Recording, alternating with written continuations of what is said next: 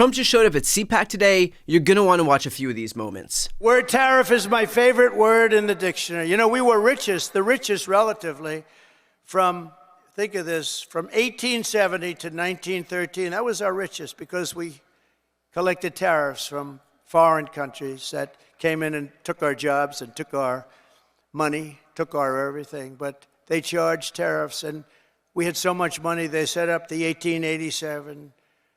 Think of that, a long time ago. 1887 Tariff Commission. It was a commission of very important people to determine where we should spend all of the tremendous, vast wealth that we had. We had so much wealth.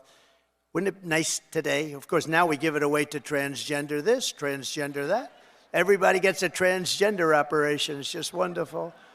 No, we give it away like to crazy things. But in those days, it was different. It was a different world. It was a different country. But we were very rich because of tariffs. Trump says we were the richest between 1870 and 1913. Now, first of all, this isn't even close to true. The period that he's describing is called the Gilded Age, and the least surprising thing on earth is that this is the period that Trump admires, considering it was a period of huge economic disparities where the wealthy enjoyed extreme wealth, while the working class struggled with overwhelming poverty, poor working conditions, and low wages. It was also a time of rampant corruption in government. Now, does any of this sound familiar? Take all the time you need with that one. In reality, back on Earth 1, the actual period of greatest economic prosperity in the US was the mid-20th century, the 1950s and 1960s, primarily for two reasons. First, union membership grew, giving workers collective bargaining power for the first time. And second, the top marginal tax rate was high, around 90% at its highest point, which bolstered the middle class.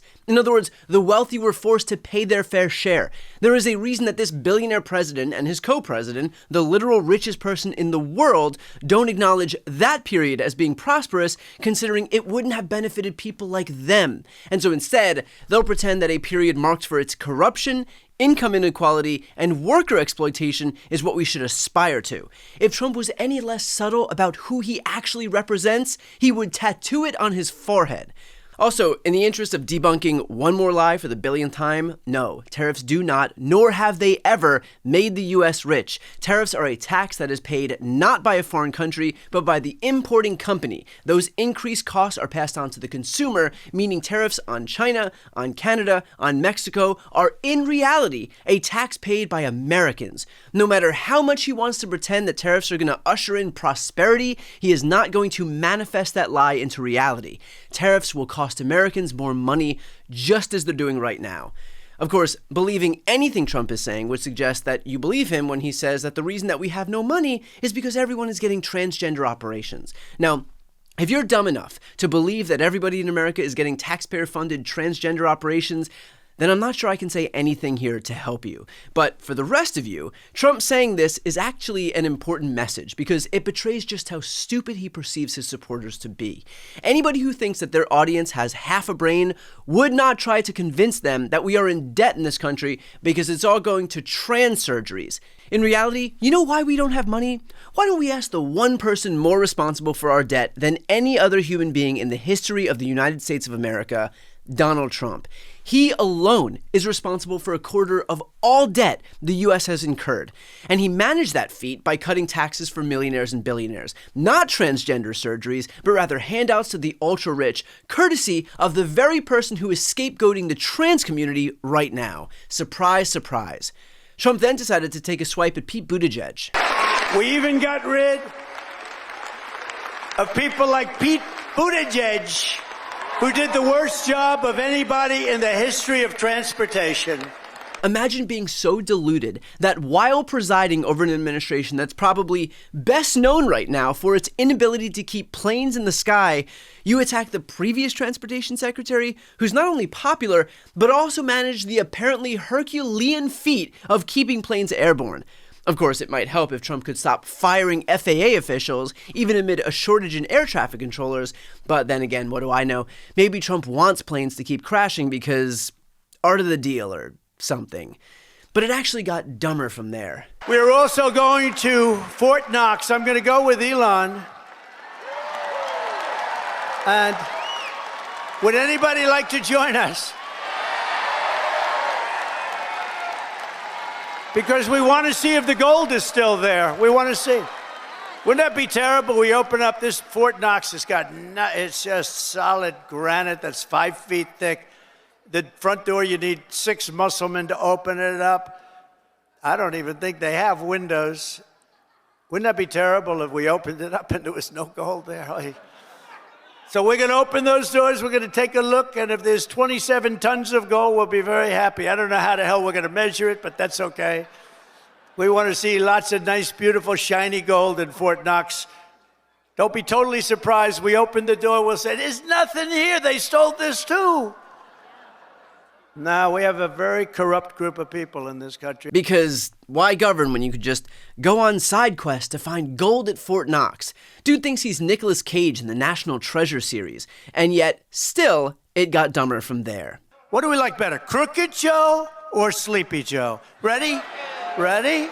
Crooked Joe or Sleepy? Ready? Crooked Joe. Sleepy Joe. Gotta stay with Crooked. It is February 22nd, 2025. The election was almost 4 months ago. Perhaps Donald Trump could drop his obsession with Joe Biden and remember that, in fact, he's the president right now and stop drafting off of his contempt for his predecessor. And look, I get why he's salty. Biden presided over a stronger economy than him, the jobs boom that Trump failed to deliver on, the manufacturing renaissance that Trump failed to deliver on, the infrastructure upgrade that Trump failed to deliver on, all with more votes than Trump ever got. So the swipes aren't surprising, but hey, maybe Trump saw the sky-high price of eggs and forgot that he wasn't back in the 2024 election cycle.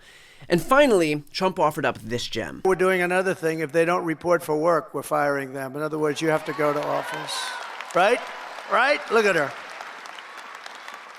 If you don't report to work, that's another scam.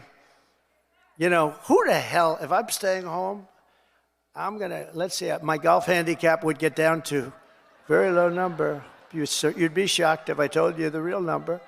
But I would be so good, I'd try and get on tour. I would be so good. I'd call up, I'd say, listen, I'm really working here. Where are my clubs? Where are my clubs? Either that or, in many cases, they have second jobs while they're getting paid by us. So one of the reasons they're leaving is because they don't want to have to show that. And we're demanding to see that information. How many jobs have you had? Who paid you while you were working for the government? And we are demanding that people, if they work for the government, they have to show up and sit in an office. I find Trump's obsession with showing up to work so funny, considering there is quite literally nothing else this guy wants to do than golf. And worse, he does it. In fact, in honor of Trump's favorite pastime, here's a little homage that I threw together. We talk about reporting to work, right? I happen to be a believer that you have to go to work. I don't think you can work from a home. I don't know. It's like there's a whole big, you can work from home. Nobody's going to work from home. They're going to be going out. They're going to play golf. They're going to do a lot of things. They're not working. It's a rare person that's going to work. You might work 10% of the time, maybe 20%. I don't think you're going to work a lot more than that. And I think they have an obligation to work. And they have an obligation not to have a second job when they're supposed to be working for the federal government. You're going to find that a lot of these people have second jobs. Instead of working they'll be collecting a federal government check and they'll be working 2 jobs. And that's big trouble for them. Because I'm going to be working for you. I'm not going to have time to go play golf.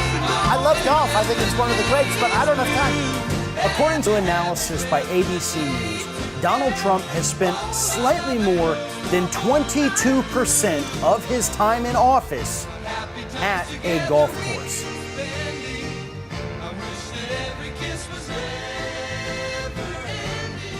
All of which underscores the ridiculousness of this person who has no clue what he's saying, no clue what he's doing, and no interest in upholding a single promise that he made to his own voters as he slashes healthcare, education, veterans, jobs, cancer research, and so much more, all the while ensuring that the richest guy in the world can keep even more money for himself.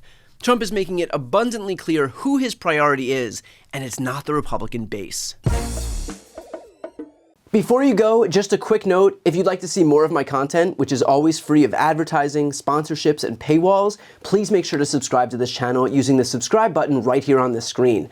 And if you'd like to support my work even further, you can grab a copy of my instant #1 New York Times selling book, Shameless, available for sale right now. That link is also on the screen. Thanks so much for watching.